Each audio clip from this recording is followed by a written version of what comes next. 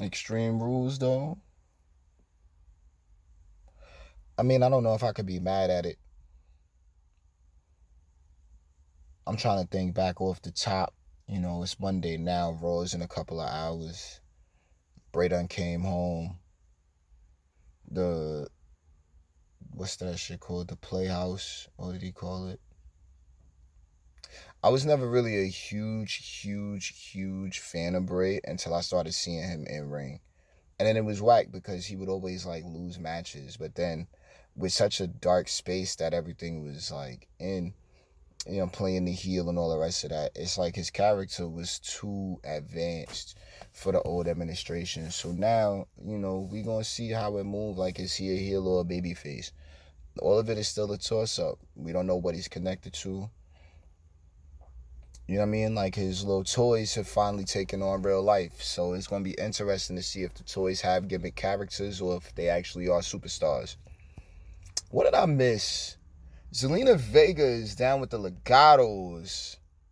Yo, shouts to Elektra, man. But at the end of the day, there's definitely more that could take place on NXT for her. And there's always time for whenever she does get that call up. If she does, you never know. But yeah, then we can make something happen with that.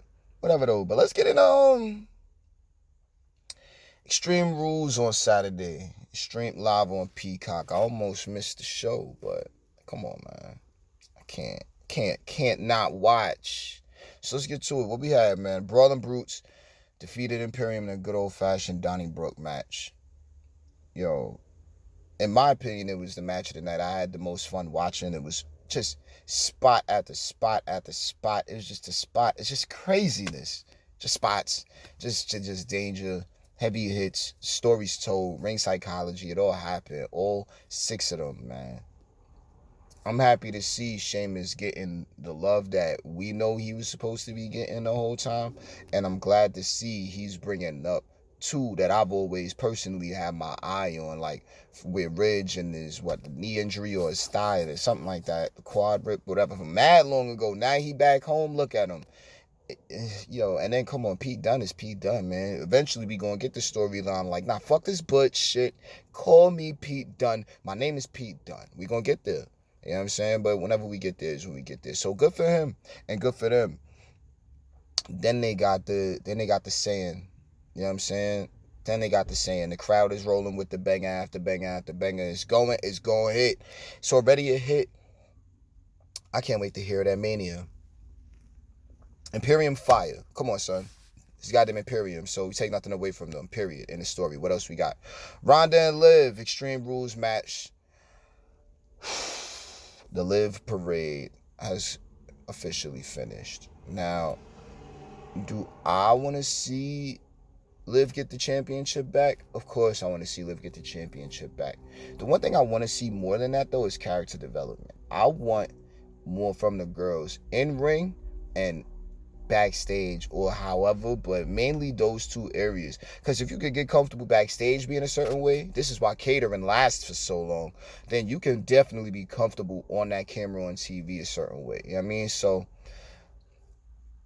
I did enjoy Liv's little senton. That's starting to grow on me a bit. But ain't that Shotzi move? Whatever.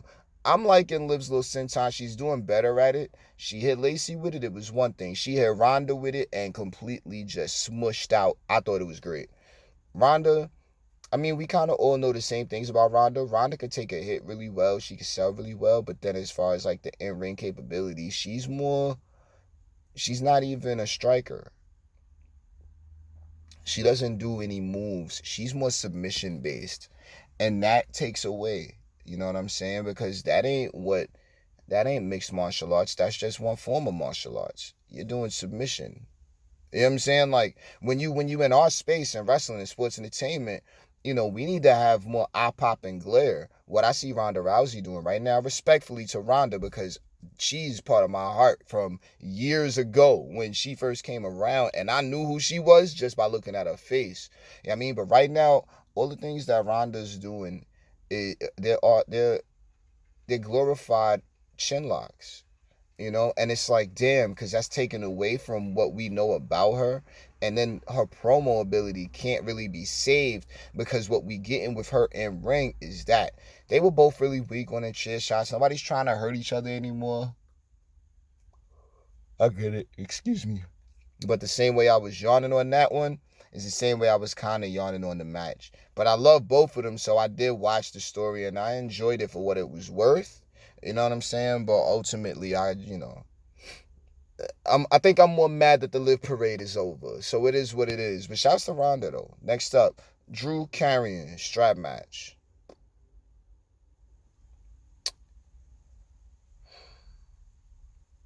Polarizing. That's what I was getting from the crowd. It's what I was getting from the length of the match. And I'm talking from my standpoint, watching, my vantage point, paying attention. I look at Drew right now because we're gonna use him first. Carrion, we'll get to that. But right now with Drew McIntyre,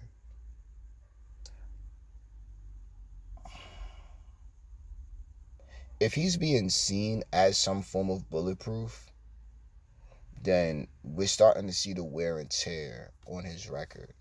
Now, in my opinion, a lot of this is what it is because of the OD white meat babyface. But if he's just going to keep losing, then he'll never be positioned in a top spot. But you know what the real problem is? As soon as somebody gets a pin, now all of a sudden Michael Cole is just poisoning y'all brains with, oh, well, you know, they might be in line for a title opportunity. Shut up, Michael Cole. I don't care if we love you. You know what I'm saying? Like, respectfully, of course. But it's like, Drew just needs to go on a streak of wins. You know what Drew needs right now? The same shit that Becky went through. Just a random streak of wins. I remember her beating up the Iconics and then getting seen as a contender. But if Drew gets fed up enough, then we'll be able to get more out of what he's offering to the product. In my opinion, though, it's just my opinion. What else we got after that? Oh, the Carrion. Okay, Carrion Cross. Scarlett pepper spray. I heard the request that Scarlett not jump in all the matches. Carrion needs some strong wins. Karrion Kross, since I seen him fight Keith Lee, he's methodical, brooding, slow-paced, mid-paced maybe.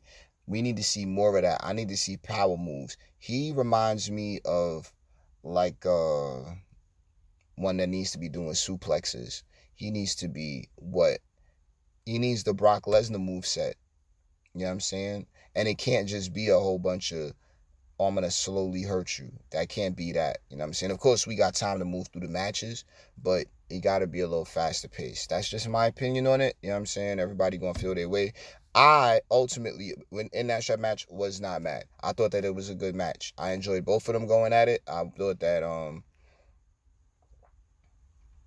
thought that Drew could hit the next, gear a little faster, but this just speaks to the improvement that Karrion has to make for himself. Shouts to Karrion Kross, though. Shouts to Scarlett. Let that be known. Like, I like both of them a lot. You know what I'm saying?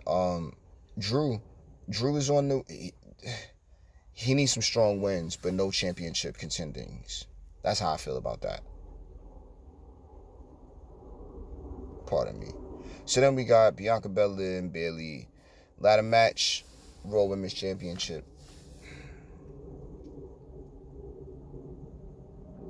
Some people saw Bayley catching that win. Others saw, Damage Control coming and jumping and being the reason why. Ultimately, Bianca won. I like Bianca as the champion, but we want more black girl magic. I know, it's PG television. It's only but so many spots in a segment, in a promo where that can come outside. But from what I've been seeing, it's improving. So we just need more of that if she's going to continue as champion. But clearly, Bianca's getting the treatment that she should have been getting this. And I'm so proud because I saw this the moment I saw her braid on NXT years ago, and I wasn't even watching. I just saw her, and I'm like, oh, There she is. You could tell, gorilla pressing. Oh, yeah, there she is. And then we started finding out all about her, just athletic history and the track and field background and, everything else. Yo, shouts to B. She getting it right now. And that's just how I feel. I mean, like, we love B a lot. So when it comes to, what she's going through, and from Becky coming back at SummerSlam all the way till now, that's good, man. I'm liking how she's looking. So let's just keep that going. Bayley, damage control. We need promos, we need ass kickings, and then we need character. I don't like you, EO. No. As in EO saying wherever, I don't like you. You know what I'm saying? That was great from the first time we seen them back after SummerSlam. And then we need nobody's sidekick Coda, but no rush on nobody's sidekick Coda, because she could run with damage control as a family unit. But at the same time, we need strong spots where dissension is not a thing, but people in the crowd and watching at home across the globe can feel, oh no, this is a Dakota thing. This is an EO thing. Like, we all know Bayley can be extremely obnoxious. I don't like that shit. I think it's bad for TV, but at the same time, it was a different administration. I think Bayley can do the highly arrogant thing very well. I think she can, because she backs it up, she could talk that and it make a crowd want to respond to it. Coda need to find something, and EO need to find something immediately. Even if they playing off Bayley a little more, but not just ha laughing it up. Nah, find a way to deliver that promo better and faster. You know what I'm saying? Like, even if you finish your lines early, heavy on the hard cam. Nah, want some more? I got something for you, because they be worried about getting in trouble. Nah, because that's when you turn the camera 3 on them. You know what I'm saying? Fuck that. Then you go back to Hawking or whatever. Just, it's different moments and spots where things can be taken advantage of. It. I'm not seeing that. So it's like, we could do more and better. We'll roll with Miss Championship. Ladder match, Bayley won. Finn Balor, Edge, I Quit match. Match of the night said a couple of good cats, and I wouldn't be opposed to it. I wouldn't argue with that. I like the match a lot. Finn, new track, remixed, Judgment Day style. Let's go, Finn. Let's go, Judgment Day. And then Edge, yo. All of it was what it was. Some people said shit dragged on. I think the beat up segment after the match dragged on, but I wasn't mad at none of it. We all want Beth to beat Rhea, so we need to make Rhea strong, and then Beth needs to whoop her ass. That's how I feel. That's just how I feel. Could be going a completely different direction than that.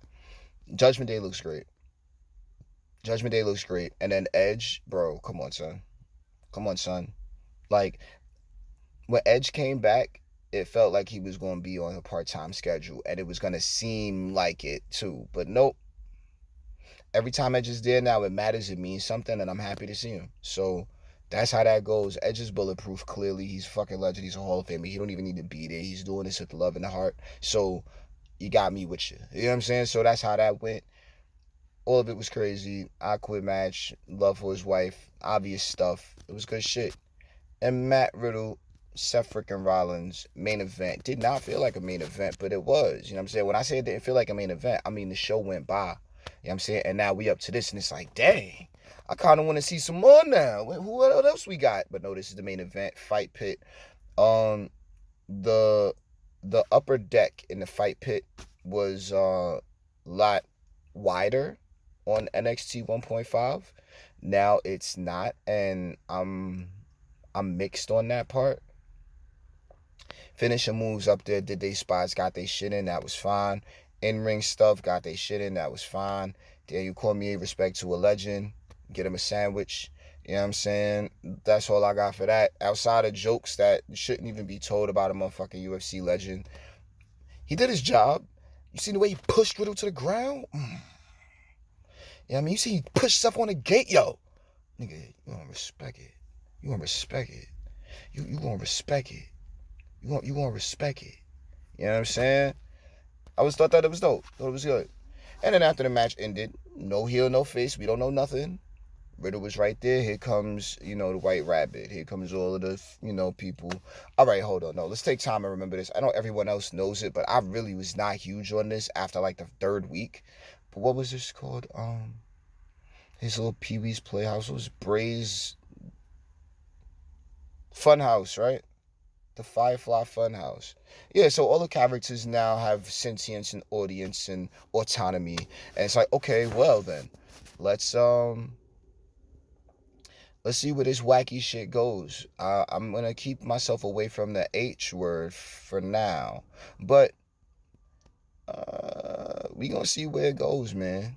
Meanwhile, Miz was backstage with Gritty, the Philadelphia Flyers mascot. Shouts to hockey, shouts to the great state of Pennsylvania and their hockey team. I'm not crazy about hockey. I'm not against it. You know what I'm saying? That shit is super aggressive. I like it. I love skating also. But uh Miz getting beat up by the mascot and they're fighting the mascot back or whatever, and Loomis and all this, like, if it's not going anywhere after tonight, then I'm over it. What else is going on? Because Ciampa was nowhere to be found. What's happening there? We done heard a lot of deduction, a lot of deducing has been taking place in regards to, where Ciampa lies as far as loyalty to Miz and who all these characters are, like who's dressed up as the Fiend. Was it Bo Dallas? Is he coming home? I mean, look, it's going to be interesting to see that. That's for me, though, because I liked Bo since BOlieveThat. That's just me, though. Before I even started watching back, I clicked it on one day. BOlieveThat was there, and, just personal lifestyle choices and shit like that. Like, I definitely rock with, forms of that energy. So, I think it'll be real dope to see what type of twist, I'm saying, Bo could make. Bo, whatever. If he's even on deck. Bray's home, and that's really what matters. Was Loomis dressed up as the Fiend? Was he dressed up as Sister Abigail? Who knows? What is going on with Indy and Dex? You know what I'm saying? What's happening with the Index team? Nothing. Are we going to see Indy on NXT tomorrow night now because of that? Maybe. But enough of all of this, man. Almost been 20 minutes talking about goddamn Extreme Rules. I'd rather be back tomorrow, Wednesday, talking about Raw. So till then, subscribe.